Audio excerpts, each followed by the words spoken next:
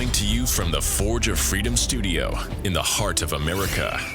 A podcast dedicated to preserving freedom and inspiring personal success. Freedom is born and lives through you, the individual, and it dies in the shadows of tyranny. Motivating our listeners to become well-rounded, freedom-minded people with the body of an athlete, the mind of a stoic, and the spirit of a warrior. The tree of liberty lives on through you, the Forge of Freedom. And now here's your host, Alex Ooley.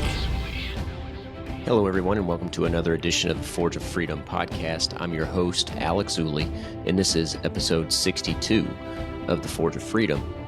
Today, it's September 21st. It's Thursday as I'm recording this, and I wanted to share an article with you from the Mises Institute. It's the Mises Institute at Mises.org, Mises.org.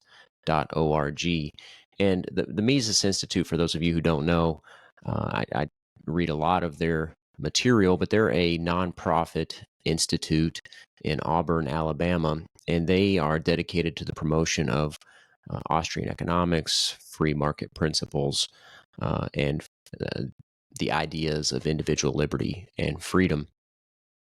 And they had an article this week published yesterday, as a matter of fact, by Connor O'Keefe. And the article is called "Striking Auto Workers Will Only Harm Their Own Livelihoods." And I thought that this article made some important points that are getting lost in most of the mainstream discussion about this auto workers strike that's been in the news a lot lately. For those of you who don't know, the big three auto workers, our big three automakers, Ford, General Motors, and Stellantis. And Stellantis is maybe a new term to many of you, but they own Chrysler, Jeep, and Ram car companies, among others. But the workers of at these companies that are members of the UAW, the United Auto Workers Union, went on strike recently. And the union and their members appear to be pretty far apart in negotiations from these auto companies. But I wanted to share this article, like I said, because I think it provides some insight and talks about some very important points that are being missed, if not ignored, in this discussion. But before I get into this article, I want to mention I will be heading down to the Second Amendment Foundation Gun Rights Policy Conference in Phoenix, Arizona this coming weekend. And I will be releasing an episode in the near future about my experience down there and what that's like. It will be my first time attending. So make sure you stay tuned for that. And to make sure you get that, make sure you subscribe to the channel so that you don't miss out on that content and my discussion about the Gun Rights Policy Conference. Many of the most well-known names in the right to keep and bear arms arena will be there to speak about what's going on in the world of individual liberty and the right to keep and bear arms. So stay tuned for that. All right, with that said, let's get into this article a little bit. Again, it's called "Striking Auto Workers Will Only Harm Their Own Livelihoods," and it's by Connor O'Keefe at Mises.org, Mises.org. And I'll link to this in the show notes so you can check out the article yourself. And I'll also link to a few of the books and people that are mentioned in this article because I think they're worth checking out as well. So let's get into it. On Friday, September 15th, 12,700 members of the United Auto Workers Union walked off the job at plants owned by the big three automakers, Ford, General Motors, and Stellantis, which owns Chrysler, Jeep, and Ram. The walkout marked the beginning of a series of long-expected targeted strikes aiming to give the UAW leverage as it renegotiates contracts with the three companies. The strike is grounded in frustrations over worker compensation. Union members and their supporters point to high profits and CEO pay at the big three and compare them to stagnant wages and rising costs of living among auto workers. They feel like they're being ripped off. And they're right. Like the rest of the working class, auto workers are being ripped off. Decades of interventionism have built an economic system that harms workers while helping the corporate and political classes. The reason for this is monetary policy. Ever since President Richard Nixon abolished the gold standard in the early 1970s, a handful of bureaucrats at the Federal Reserve have been charged with determining the value of our currency. And those bureaucrats have decided that the dollar should lose value every year. They aim for a decline of 2% annually, but the rate has been higher in recent years. Dollar devaluation is a political choice, and it hurts workers. In an unhampered market, money becomes more valuable as societies grow wealthier. Goods become better and more affordable, and money saved grows in value. Under our current inflationist regime, the opposite happens. Savings shrink in value by design. The result is spelled out by Safdien Ammous in his book, The Fiat Standard. He says, the culture of conspicuous mass consumption that pervades our planet today cannot be understood except through the distorted incentives fiat creates around consumption. With the money constantly losing its value, deferring consumption and saving will likely have a negative expected value. Finding the right investments is difficult, requires active management and supervision, and entails risk. The path of least resistance, the path permeating the entire culture of fiat society, is to consume all your income, living paycheck to paycheck. We can see then how monetary policy leads to mass consumption, low savings, and hyper-financialization, all at the same time. In fact, one of the most notable examples of the financialization of the economy since the 1970s has been the growth of the big three automakers' financial arms, GM Financial, Ford Credit, and Stellantis Financial Services. In fact, as Ryan McMakin highlights, by the early 2000s, a majority of GM's profits were coming from its financial operations and not from automobile production. In other words, the automakers have profited from the very same government policies that devalue their workers' paychecks and savings. But monetary policy is only one part of the story. Governments at all levels restrict the supply of housing by limiting building. That makes housing less affordable. The federal government also bids up demand for healthcare services while restricting the supply of doctors and hospitals, and it shields drug manufacturers from competition. That makes healthcare much more expensive. Meanwhile, Washington's agricultural policy aims to prop up crop prices, which impacts the price of many foods. All of this artificially drives up the cost of living. That's bad enough for auto workers. But the Biden administration is also trying to force a transition to electric vehicles. For auto workers building engines, transmissions, and exhaust systems, that's a threat to their jobs. And because the ramp up of EV production is driven by politics rather than consumer demand, the transition is set to hurt all workers who rely on cars. Considering all that, it is obvious why auto workers are frustrated with their financial situation. But unfortunately, their justified anger has been hijacked by another source of their problems, the UAW. Support for labor unions rests on an economic myth from the mid-18th century.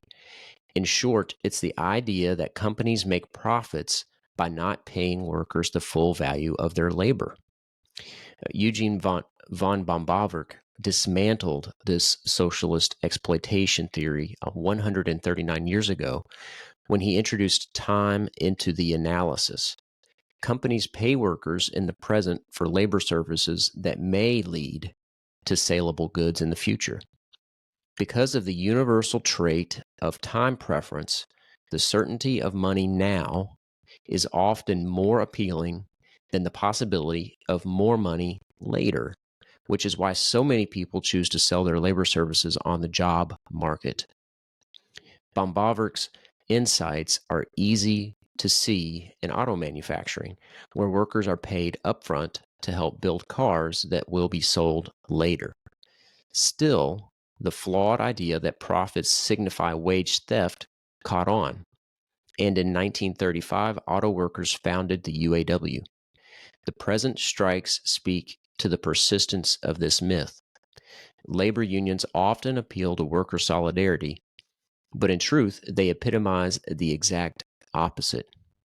Because, as Murray Rothbard has shown, they can only raise wages for some workers by lowering the wages or eliminating the jobs of other workers.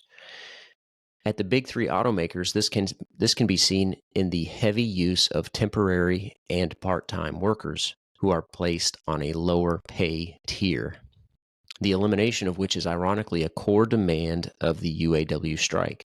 But this situation is just what's visible.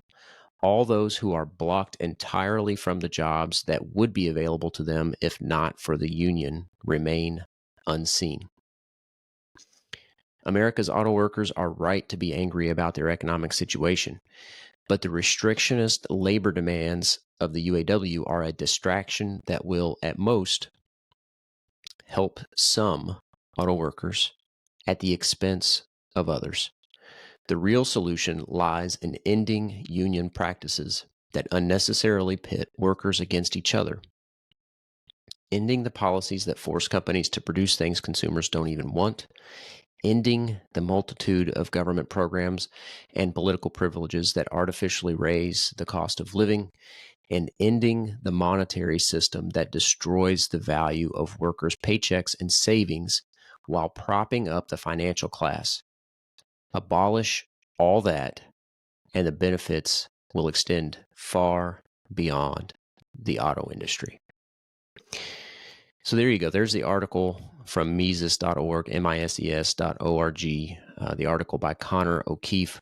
Like I said, I will link to that in the show notes, but I wanted to share this article, like I said, because so much of the mainstream discussion about this issue is completely lost. And the most important points about this issue are completely lost. That the reason so many of these workers are striking is because their cost of living has grown exponentially because of inflation, because of government intervention in the market, through regulation, through the incentivization of EVs, electric vehicles, through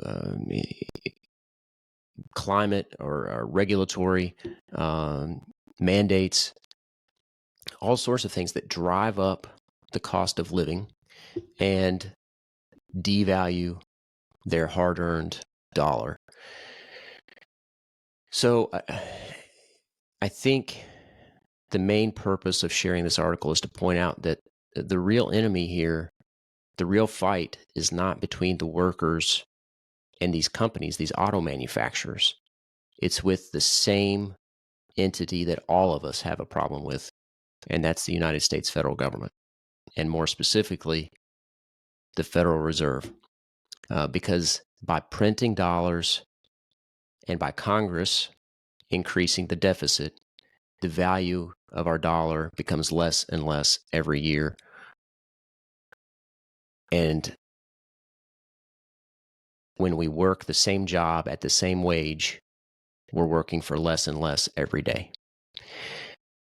So anyway, I hope you enjoyed that article. Please check it out. I encourage you to read it over again. One thing it mentioned in here is this book, The Fiat Standard by Safety and Amos.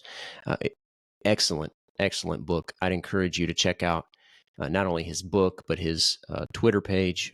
I'll link to that in the show notes as well. He's got excellent commentary on Twitter and on YouTube. He's done some excellent interviews. He's also talked a lot about Bitcoin. And I mentioned Bitcoin specifically. A lot of times when people say crypto, they shut down. But Bitcoin, I think, has the opportunity to have a powerful effect on lots of people worldwide to break free from this government fiat system that diminishes our hard-earned dollars. And I think Bitcoin can provide the world with a free market monetary system that's decentralized, that's not controlled by any one entity, and that's available to anybody, anywhere, and that's free from oppression of tyrannical governments. So I will likely talk about Bitcoin at some point in the future. Hopefully I can get a guest on to help discuss that topic. I think it's a topic that more people need to understand, because I think Bitcoin is in its infancy still, and can still have a powerful impact on our world for the better. So with that, I'm going to close it up here, keep this podcast relatively short. Like I said, I'm about to head out for Gun Rights Policy Conference in Phoenix. I'm looking forward to that and get to meet some people that I talk to frequently over the air by video, but I don't get to see much in person. So I'm looking forward to seeing some great people down there, and to learning a lot, and learning a lot from some of the best in the business. So thanks everybody for tuning in. Like I said, I always appreciate your support. I appreciate that you tune in, and would appreciate if you'd like and subscribe and share this content, because the more people that hear the message of freedom, the more likely we are to maintain a world that is free and prosperous for generations to come. So thanks again, everybody, for tuning in. And remember, until next time, you are the Forge of Freedom. Thanks for listening to this episode of Forge of Freedom. Be sure to subscribe wherever you heard this podcast so you never miss a future episode. For more information or to connect with Alex, you can go to forgeoffreedom.com or follow him on Twitter @ForgeOfFreedom. Until next time, remember, you are the Forge of Freedom.